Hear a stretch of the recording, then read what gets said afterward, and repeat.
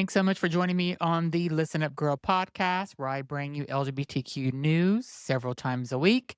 Today's Friday, September the 12th, and it has been a very extremely busy news week. So sit back and enjoy the news for this Friday. Our first story, of course, is Charlie Kirk was shot and killed in Utah. Before starting this story, I want to just make a few comments. First of all, I don't agree that assassinating somebody is the right way to go. You shouldn't kill anyone for their beliefs or even how ignorant they are. I just want to say that. But I do also would like to make a point of some of his favorite quotes that I have found that he has said. His first one is, made a huge mistake when we passed the Civil Rights Act in the 1960s. His next quote was, if my 10-year-old daughter was raped, I would not allow her to have an abortion. Yes, he actually said that. The next one is, abortion is a modern Holocaust. Next, he said he referred to transgender people, quote, a throbbing middle finger to God. And then he said they should have been taken care of the way they used to in the 50s and 60s. These are all things that he was put a target on himself for this and thousands of other reasons why. But in case you haven't heard what Charlie Kirk happened to him this week, let me give you the story.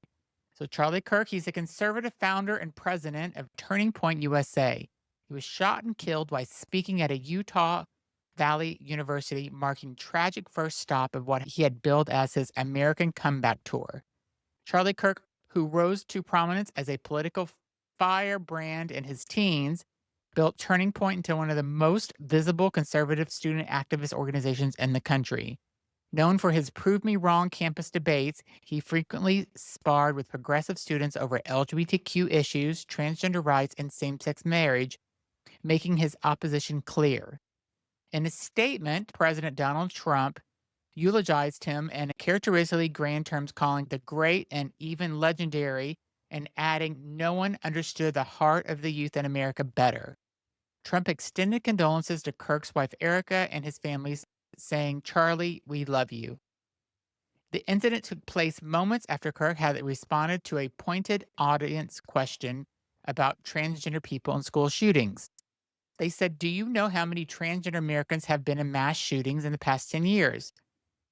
That's what the attendee asked, and shot back, too many.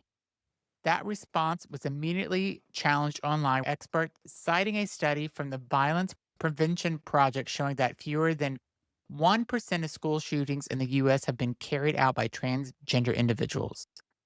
Kirk's death is sure to spark heated political debate, not about violence on campuses, but also about the culture wars he thrived on. In my opinion, he was an evil person, and he had so much hate for so many people in this world. If you were not a white, straight family, he wanted nothing to do with you. He thought you were bottom of the barrel. You could not be gay, bi, trans, black, brown, Asian. You could not be anything other than what he was, which is a white, straight male with a white, straight wife and children. LGBTQ plus acceptance has grown dramatically.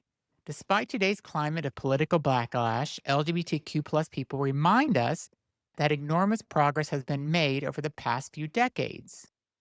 A woman named Becky, reflecting on her lifetime of change, summed it up in just two words: more acceptance.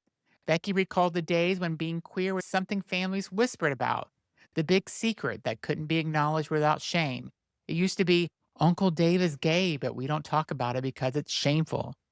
Now it's not like that anymore, she said. Her comments highlighted how much cultural shift matters. LGBTQ plus people don't have to hide in the shadows any longer and in quite the same way, and queerness isn't automatically taboo. While polling shows a small dip in national support for LGBTQ rights over the past couple of years, it's important to zoom out. Acceptance has steadily grown for decades, and the social landscape today is far more open than it once was. It's easy to forget this is when people facing today's intense political fights, but Becky's perspective is a reminder that progress is real and it changes lives. I have to agree with Becky. We have made some changes and we have made advancement, but we have this current administration and other governments around the world have felt that now that Trump is in office, and you have these other leaders that it is acceptable to push LGBTQ plus people further down. So, but let's just hope that Becky is right, that we are actually making progress.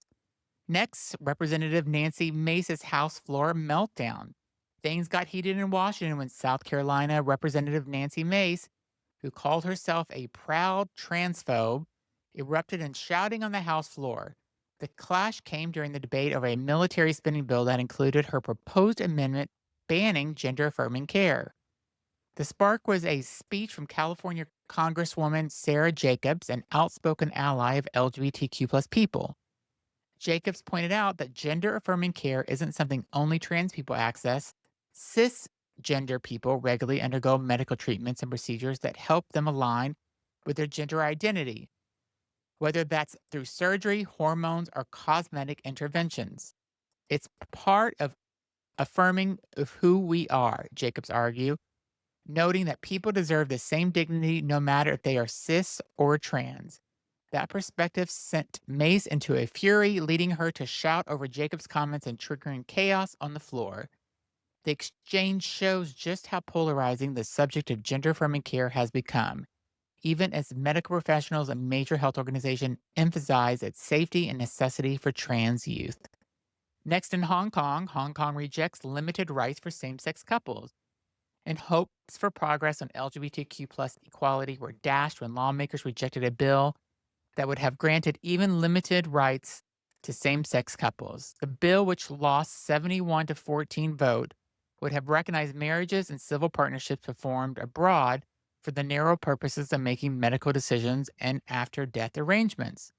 Supporters argued it was a modest, humane step forward that would protect people in vulnerable moments.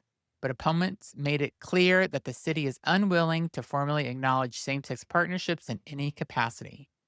For LGBTQ plus activists in the region, the vote was another reminder of how difficult the fight for recognition remains in Hong Kong, especially as broader political freedoms continue to erode under Beijing's influence. Next, in Maryland, a Maryland judge grants relief for trans passport applicants. A federal judge in Maryland has delivered an important win for transgender Americans by ordering the State Department to process passports fairly for 6 plaintiffs. These individuals had been denied accurate documents after an executive order earlier this year banned the use of X gender markers and required applicants to reflect only a person's sex assigned at birth. The order was assigned by Secretary of State Marco Rubio in January, citing a presidential directive declaring that there were only 2 genders. The policy had left many trans and non binary people in legal limbo, unable to access passports reflecting their lived identity. The Maryland ruling offers immediate relief for those plaintiffs and sets up a broader legal fight over whether the administration can enforce such a restrictive definition of gender. For trans people who need identification to travel, work, and live safely, the decision is a major step forward. Next, Iowa to pay $85,000 over Capitol bathroom ban. The state of Iowa has agreed to pay $85,000 to settle a lawsuit brought by transgender students and LGBTQ plus advocates after an incident at the state capitol in 2020. At the time, roughly 150 students had gathered to advocate for LGBTQ plus rights when state patrol officers barred trans students from using bathrooms matching their gender identity. The group was then forced out of the Capitol entirely, told they were banned from returning, and threatened with arrest. The plaintiffs alleged sex based discrimination and unlawful retaliation after years in court. Iowa officials have finally agreed to settle. The case highlights how access to something as basic as a bathroom can still be a flashpoint for discrimination. For the students and leaders of Iowa State safe schools, the settlement reaffirms their right to equal treatment. Next, in my home state of Massachusetts, a judge blocks Trump's administration subpoena. So in Massachusetts, a federal judge has blocked the Trump administration's attempt to subpoena Boston's Children's Hospital's records on transgender health care. The Department of Justice had sought sweeping access to patient and provider information, but a judge, John, ruled that the subpoena was issued in bad faith. He wrote the administration's true motive was not legitimate oversight, but rather an effort to intimidate the hospital, discourage patients, and undermine Massachusetts legal protections for gender affirming care. The ruling is being hailed as a major win for both medical and privacy and the transgender community. Advocates say it prevents federal harassment of one of the country's leading providers of youth gender affirming care. Next, Miriam Margolyes, who I love, thought Leo DiCaprio was gay. First of all, I love Miriam. In a lighter moment, British acting legend Miriam shared a funny memory from her time filming Romeo and Juliet in the 1990s with Leo DiCaprio. While the cast was in Mexico City, Margolyes and a young DiCaprio went shopping together. At one point, she told him directly, "I think you're gay." DiCaprio quickly replied, "No, I'm not," but Margolyes poking fun at her own bluntness. Known for her candor and for being a proud queer icon herself, she continues to delight fans with stories that mix humor with honesty. She's such a freaking major treasure of this world. I love her. Next, Jerrod Carmichael reflects on coming out. Comedian Jerrod Carmichael is reflecting on the years he spent closeted before publicly coming out in his 2022 HBO special, Rothaniel.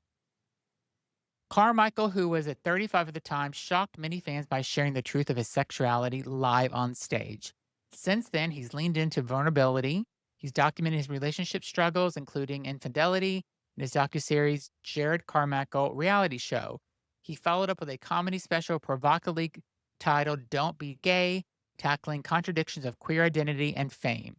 Carmichael says he's learned to embrace being a Black gay role model, even if that wasn't the role he once imagined for himself. His comedy continues to push boundaries while making space for LGBTQ plus visibility in mainstream media and entertainment. Next, Navy tops queer military representation.